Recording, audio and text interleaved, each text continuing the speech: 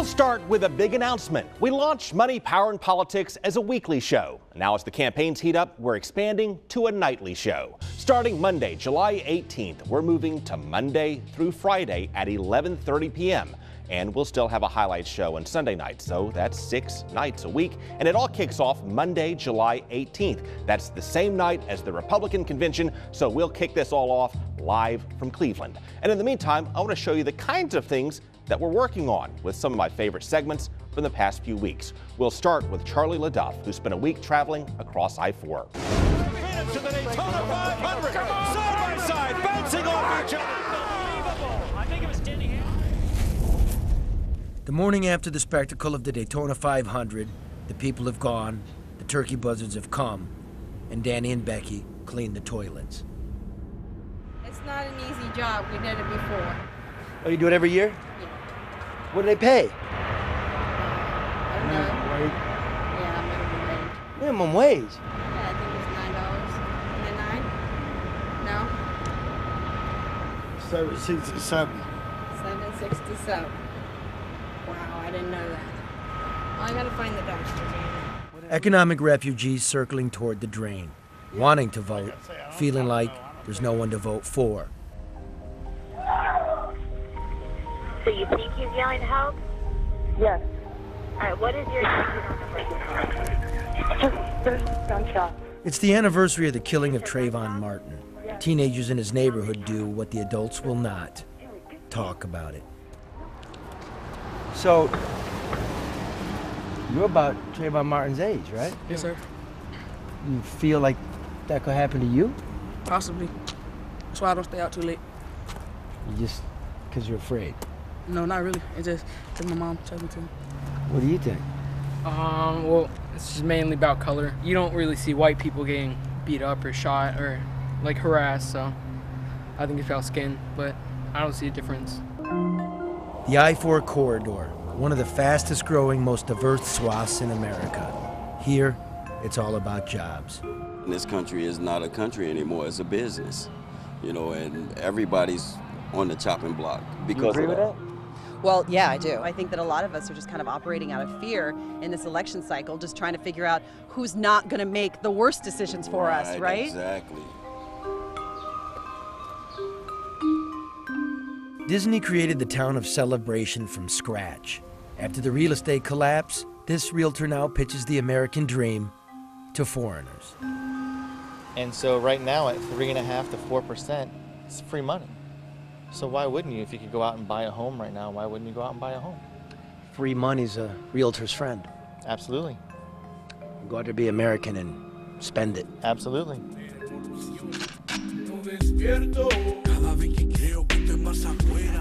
The other side of the freeway is home to the Puerto Ricans who mop Disney's toilets and mow Celebration's lawns. They're a different kind of Latino. They're American citizens. He says there's no work in Puerto Rico and little work here. He shares room at this motel with another man for $1,000 a month. There's nothing left over to help his family. Says the pressure's great to perform. Last election he voted Obama. This time he says maybe Trump, because he's a businessman. What's the closest you've been to an alligator? Politician? No, politicians you can't trust them.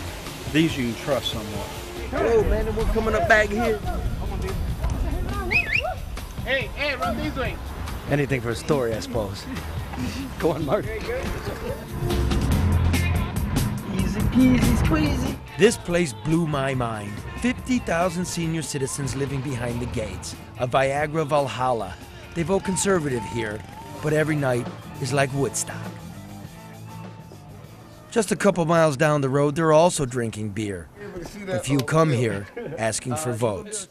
They don't really care about this corner. They really care about what's going on with them. You know, it's just like the rich man care about the rich man, and the poor man really care about the poor man. Really, we don't really, you know, they don't care really about the poor people. But don't nothing goes on here. Central Florida also puts strawberries on your breakfast table. And you know what that means.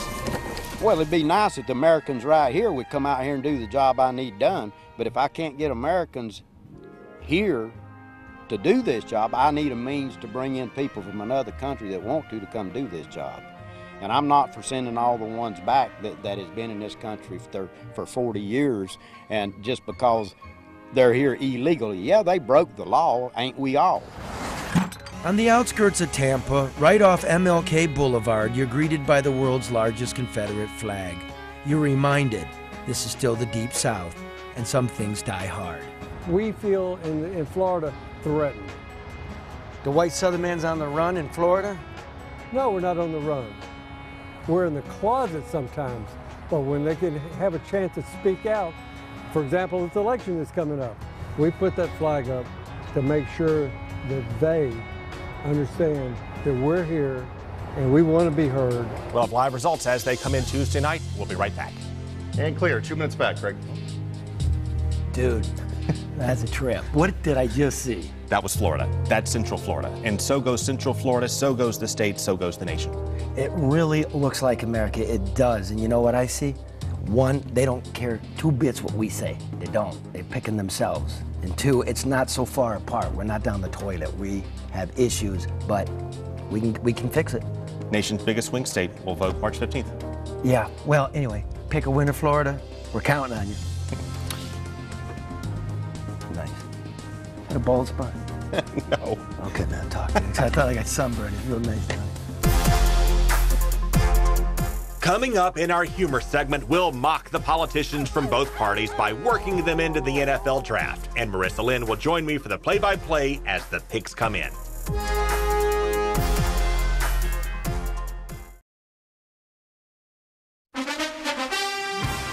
All right, welcome to the first annual Money, Power, Politics football draft. Craig Patrick here with Marissa Lynn. Boy, big night tonight.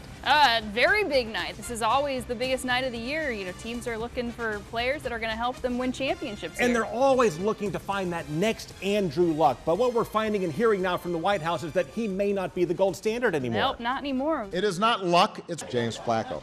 Yeah, what about it, Marissa? Is Flacco really that good? I think he was thinking about Joe Flacco, but we'll see in a second. The Los Angeles Rams, they're on the clock. They have Okay, first pick. it's showtime. Let's go ahead and kick it off with a blast from Howard Dean. All right, let's go to Director Darren, who has the first pick. That's It's Commissioner in. Darren. Oh, Commissioner sorry. Darren. Yeah, Commissioner Darren, take it away. With the first pick in the Money, Power, Politics draft, the Los Angeles Rams select Hillary Clinton. Well, yeah, there you have it. See, if you're Los Angeles, you have to go with one of the front runners, Trump or Clinton, and they chose Clinton. Not a big surprise here. I mean, Bill Clinton, her husband, actually won 2 national championships, and he swept California, so that was a big win for him. And look at this. Look at this. President Obama is all fired up about this pick. I believe that we can win. I believe that we can win. All right, Eagles are on the clock now, and the next pick, it's in. With the second pick, the Philadelphia Eagles select Donald Trump. So the front runner is off the board. Yeah, and you talk about adversity on and off the field. He has dealt with it, has Trump, and he has shown that he can win those primaries. He's really good at calling audibles. You never know what you're going to get from that guy. Bing, bing, bing. Ka-ching, ka-ching, ka-ching. Oh, here are the chimes. Next pick is in. With the third pick, the San Diego Chargers select Ted Cruz. Well, that's a very interesting pick there for Cruz. You know, he's a very conservative play caller, doesn't mix it up a lot when it comes to that. How does that fit in the Charger scheme? Well, if he plays well in the Midwest, it works well in the South if he can win the conference title. Well, he's up at the lectern. Let's see what he has to say. I'm a big fan of eating White Castle burgers. I did not know that. I did not know that either, but I think he just inked his first endorsement deal. Let's see what else he has to say. They have become the guy naked barking at the moon in our living room. Wait, what? Come on, Craig, it's from one of the best sports movies ever, Hoosiers. Oh, okay. Fourth pick is in. With the fourth pick, the Dallas Cowboys select Chris Christie. Wow, and there he is. Look at that, in the Gilligan shirt, bumping bellies with the skipper. Well, that's owner Jerry Jones, and he knows what he likes. Christie is a hard-charging end who knows how to blitz. You have numbnuts. Your rear end's gonna get thrown in jail, idiot. Sit down and shut up. And Craig, with this pick, the Cowboys, they won't need any more bridge players. And with Christie, maybe he can close the bridge. Close the bridge. Rim shot. Thank you. Next pick is in. With the 5th pick, the Jacksonville Jaguars select Charlie Crist. So thank you all. Wow, Charlie Crist, didn't see that coming. Well, he's played quarterback. He lives here in Florida, and Gus Bradley says he's open to changing his scheme. Well, that's interesting because so is Charlie Crist. I'm running as a Republican. As an independent, I can't tell you how comfortable I am as a Democrat. with the 6th pick, the Baltimore Ravens select Bill Nelson. Wow. Wow. Well, there you go. Back to, once again, Florida for the 6th overall pick. But is Bill Nelson kind of a reach here? Well, Ossie Newsome played for Alabama, and he loved Forrest Gump when he played for Alabama. And Gump Nelson, well, he knows how to run. I can tell you I'm going to run. I just felt like running. I just felt like running. Oh, and he's speaking now. Let's go ahead and head over to Nelson right now, thanking his fans and fondly recalling his days in the service. When I was in the military, certainly all the intercourse that I had as a military officer was the best. Okay, then what more can you say? I don't know how you top that. Let's go over to the next pick. With the 7th pick, the San Francisco 49ers feel the burn and pick Bernie Sanders. Yeah, and there it is. Sanders, very popular with the young fans, a very popular pick that part of the country. Except he can't shoot a basketball very well. Let's take a look at his work at the Combine. I used to be a little bit better. Oh, we can't let him end on that. We got to give him one more shot. Yeah, I'd give him one more shot at least. Ready? You're ready.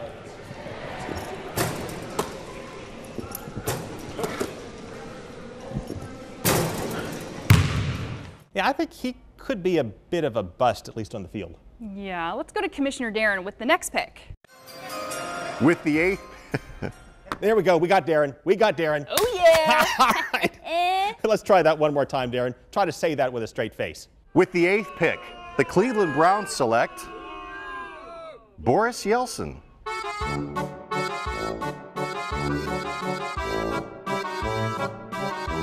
Yeah, there you go. And that's kind of a random, out there kind of pick. Not surprising given the Browns' draft history in recent years, though. They're going to start calling him Boris Football, I heard. But I think that he's got some off-the-field concerns. I know he's been known to drink, maybe party a little too much. Yeah, that's a big concern for teams. And, you know, those off-the-field concerns, they're very, very real. Plus, on top of that, I think he's dead. Next pick. With the 9th pick, the Tampa Bay Buccaneers select Jeb Bush.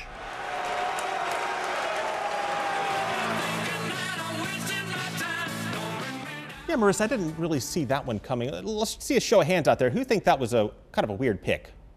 Yeah, that's what I thought. Especially after somebody hacked his Twitter page and posted this unflattering picture. It looks as if he may have been smoking something. 40 years ago, I smoked marijuana. If you look at the game footage, though, especially if you compare it to his brother, I think that he looks pretty good. Take a look. Every child can learn. Children do learn.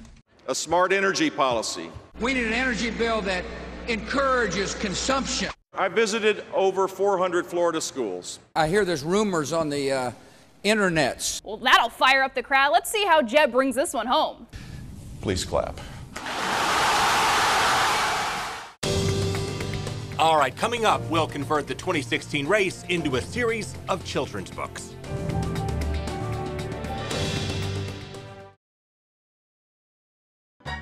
It's time now for Trail Tales. The Joyful Turtle. I tell people I'm the tortoise in the race. He called himself the Joyous Tortoise. I do this with joy in my heart.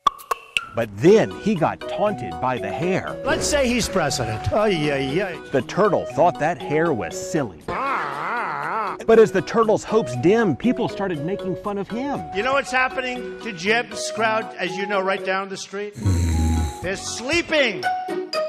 So the Joyful Turtle went on a mission. I do have a bunch of turtles. He loaded his pockets with tiny treats for every good boy and girl he meets. So right after his little speech, he walked over to me and gave me this little tortoise and said, slow and steady wins the race. Why is the Joyful Turtle so sad? Well, he was very, very fond of turtles. They're from Florida. They're mighty turtles. And as he kept fishing them out of his pants...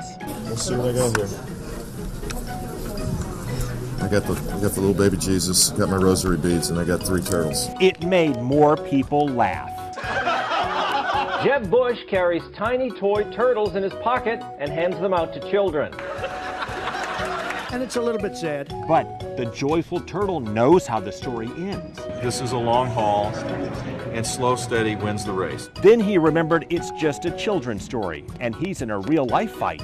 Donald Trump is a jerk. Calling an opponent a loser, a whiner, and a liar. Well, he is a whiner. So he stopped calling himself the Joyful Tortoise. I'm a joyful warrior. And hoped it's not too late to catch that feisty hare. Please clap. That's just sad. We'll bring you new Trail Tale segments every night when we launch our new nightly show. That's Monday, July 18th at 11:30 p.m. We'll also see more of Charlie Belcher, which brings us to one of my favorite segments. Coming up, Charlie reads my mail.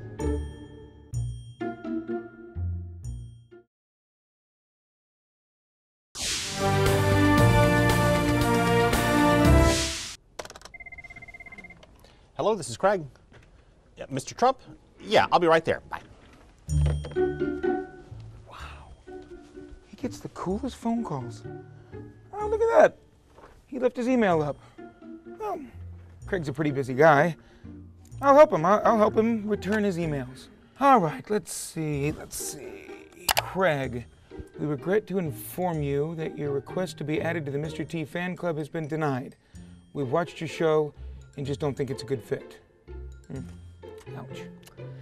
Craig, do you really think Trump can win? Bill from Tampa.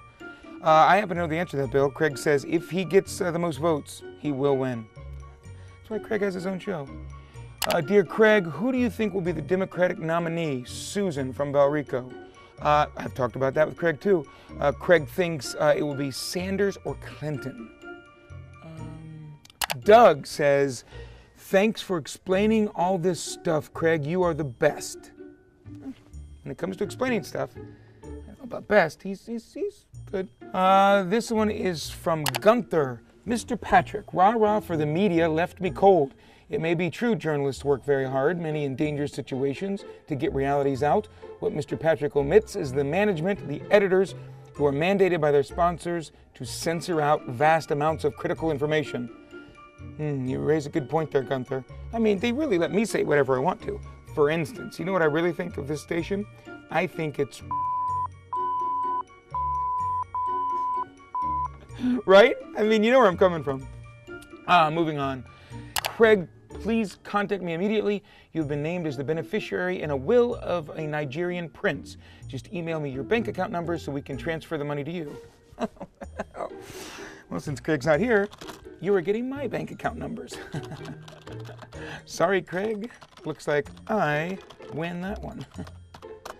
But well, wait, Mr. Trump! Mr. Trump, hey, these idiots on television. He just left. Give me a break. He just left. He's watching the Charlie Belcher bit. He wasn't very happy about it. What Belcher bit? The one that's on TV right now. It's on now? Yeah. What's he doing? Making fun of you. Oh. You're fired. Let's see, one more here. Dear Craig. Oh, it's from Amazon.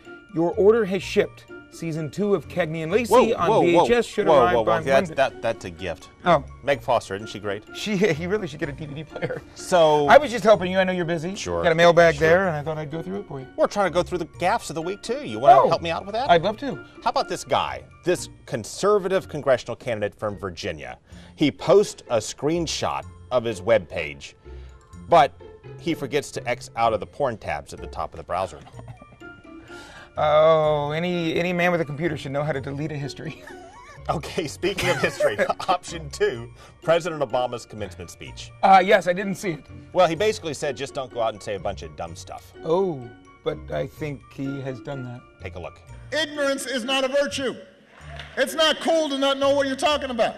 And they got some treatment and a breathalyzer, or an inhalator. On this Memorial Day, as our nation honors its unbroken line of fallen heroes, and I see many of them in the audience here today. I've now been in 57 states. In the president's defense, I've made a fine career of saying dumb things. Yeah, I think I have too. Yeah. So that brings us to option number 3. Yes. And this is the big one. Did you hear what Governor Rick Scott said about Darrell Issa?